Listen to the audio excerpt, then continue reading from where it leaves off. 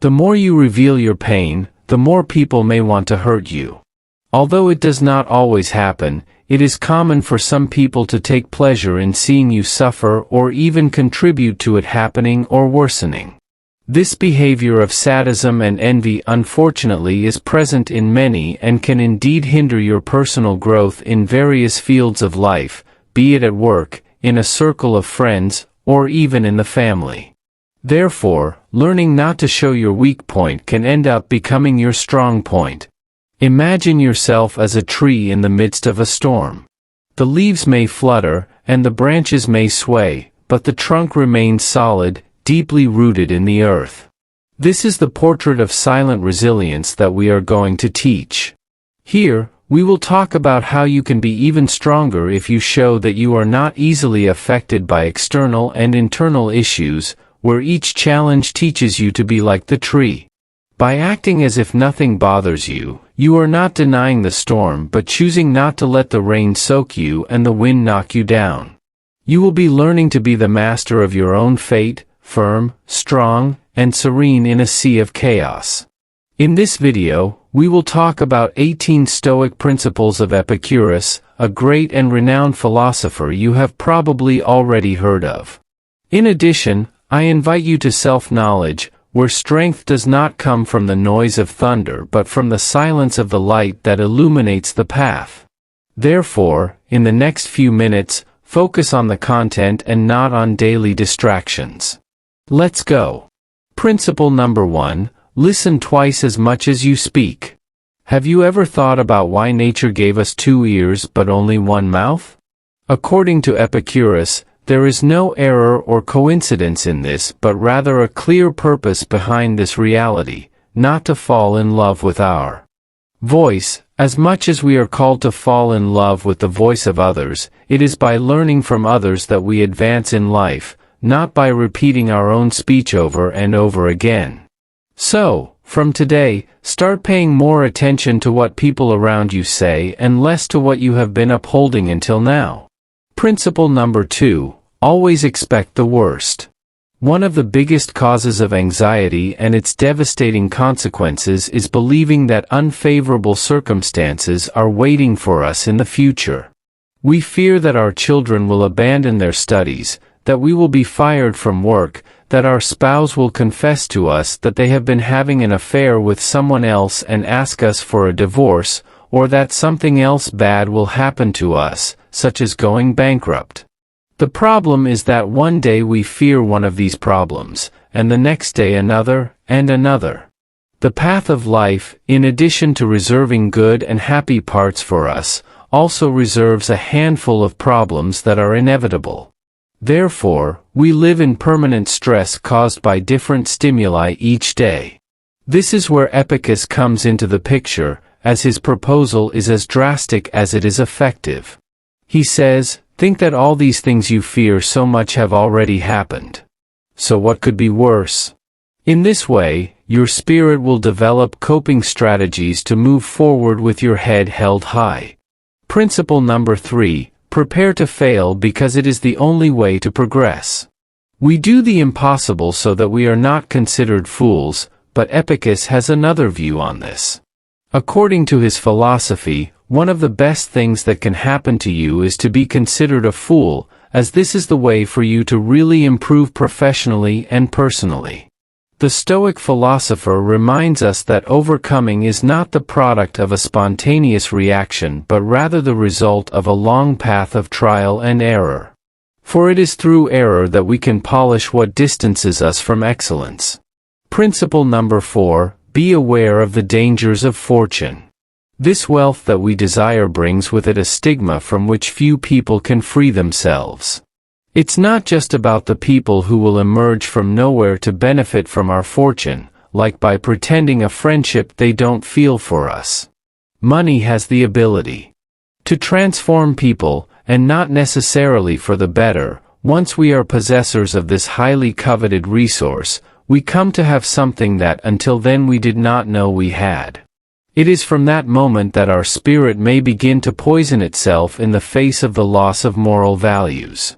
Principle number 5, do not cling to a single hope. Fortunately, we are beings inclined to practice diversity. There is no reason to put all our hopes in a single dream, since this could be devastating if we fail in it. Therefore, Epictetus encourages us to pursue many dreams, as this will exponentially increase our chances of success. Principle number 6, always remember that death is waiting at the end of the road. This is not advice that calls us to pessimism, but to be aware that death is the final destination of all our actions and especially our efforts. Once we have this in mind, perhaps we will start to evaluate to what extent it is worth spending 20 years of our limited life saving to pay for a house that, as much as it weighs on us, we will not be able to take with us wherever we go once death visits us. Just as we carry in our bag those objects that we consider indispensable for our daily life, such as the phone, credit cards, and our toothbrush, it would greatly benefit us to carry a small notebook with these Stoic principles. Thanks to them, we will no longer see setbacks as misfortunes nor life as internal time we have at our disposal. But we will acquire a more realistic view of our existence and certainly make better use of our time of life. Principle number 7, true wealth lies in a contented spirit. Due to Stoicism, Epictetus had his particular conception of happiness, and we can know it through one of his famous phrases: "A wise man is one who does not fret over the things he does not have but rejoices in those he does have." This reflection is more than a thought, it is advice to learn to stop feeling afflicted by those riches that are not yet part of our life. Because while we allow ourselves to complain and mourn for what we lack, we lose valuable minutes of happiness in which we could thank for everything we have achieved. Which is much more than our eyes are trained to appreciate. Thus, a rich person is, above all, a happy person. Principle number 8, incorporate humility into your life. If you really want to learn something, it is essential that a person learns what they believe they already know. Through this phrase, Epictetus calls us to make use of our humility, especially in the realm of learning. Going through life boasting of the pride of knowledge distances us more and more from the authentic knowledge that arises from the conviction that we are completely ignorant about what we intend to learn. In this way, we will look at everything through the eyes of a child, which harbor as much capacity for wonder as they do a desire to learn. Principle number 9, guilt is synonymous with plague. Narrow-minded people blame others. Ordinary people blame themselves. But the wise see all guilt as foolishness. Thanks to this phrase from Epictetus, therapists nowadays have begun to approach guilt as a feeling to be eradicated from our lives. The only way to win the competition against guilt is to refuse to play with it. The problem is that it results in an easy path, since, by blaming others or ourselves, we completely absolve ourselves of the responsibility to correct the mistake. Therefore, resorting to it is a temptation that is hard to escape. Only those people driven by a firm determination to overcome are capable of avoiding guilt and still manage to take responsibility for their actions. Principle number 10, make alliances with winning people. It's curious how when someone sneezes next to us, we immediately move away, invaded by the fear that they will infect us. However, we are not so cautious to avoid one of the most lethal contagions we are exposed to daily. Epictetus left us a wise piece of advice about this: surround ourselves with people who make us want to give our best, because people's behavior greatly influences our state of mind. There are people who drain our energy and ruin our day, while others leave us full of joy and vigor. Therefore, one of the smartest decisions we can make is to ally ourselves with those who bring good vibes into our lives, while we say goodbye to those who have the ability to make us regret being born. Principle number 11, never forget that your reactions forge your destiny. We should not take our reactions lightly, as they definitely mark our success or our failure. And Epictetus was very categorical about this. He taught us that we do not have the possibility to choose what happens, but how to manage it. Misfortune can fall upon any of us, but it is what we do from its arrival that will mark the difference from that moment on. For some people, a divorce means entering the world of depression and victimization. In contrast, for Epictetus, it is a golden opportunity to start on the path of self-knowledge. Remember that your life is not what happens to you but what you do with it. Principle number 12, always fulfill your duty. Each one of us has a role in society and in the world. The sun does not need praise or enchantments to rise each morning, but it does every day, and that's final. Thus, just as every part of nature does its job, we must fulfill our obligations.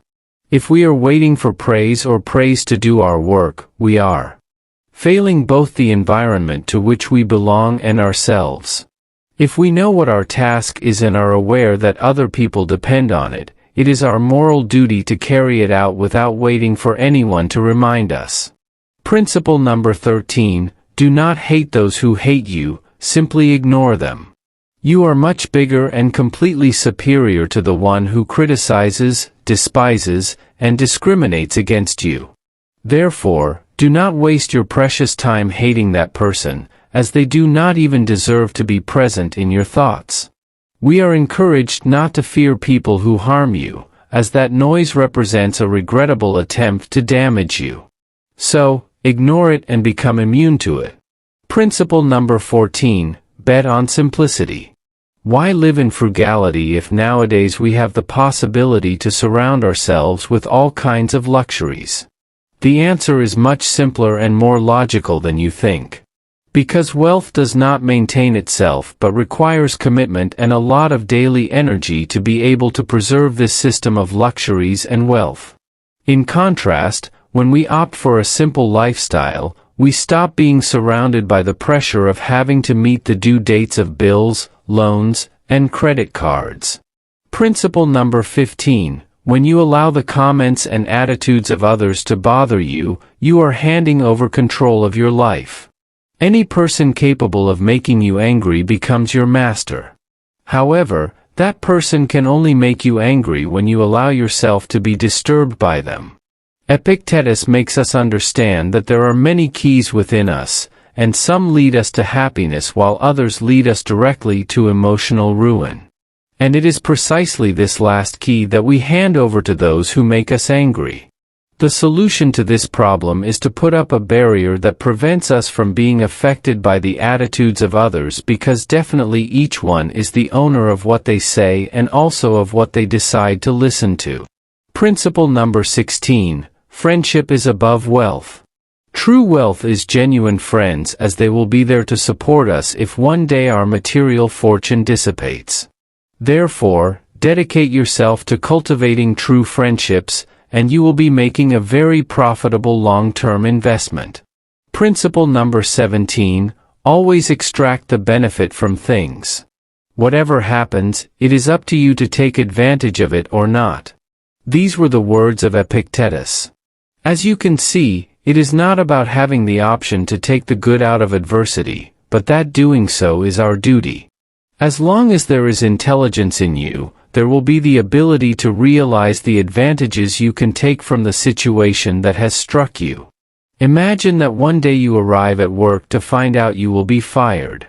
Instead of despairing and accusing the universe of being against you, you have the option of venturing into that enterprise you dreamt of while fulfilling your work schedule alongside people you disliked.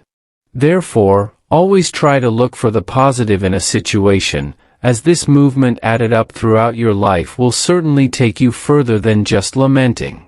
Principle number 18, stop worrying about what is out of your control. You are the owner of your opinion but not your reputation. You have the desire and the zeal for the search, but you cannot control the amount of goods you have or success. Therefore, worrying and getting bitter about those things we cannot control is simply making the decision to waste time. According to Epictetus, we are called to cultivate those values that we have the possibility to change, but it is also our responsibility to let go of what is out of our control and thus let fate take care of it. In addition to being incredibly useful for everyday life, Stoic principles are teachings that can help us navigate bad times with interest and resilience. As there is no place in their philosophy for fantasizing but only for applying what is learned and moving forward. I hope you liked the video, and since you've made it to the end, share your ideas with us and write armored wisdom in the comments. If you're new to the channel, please subscribe. See you soon.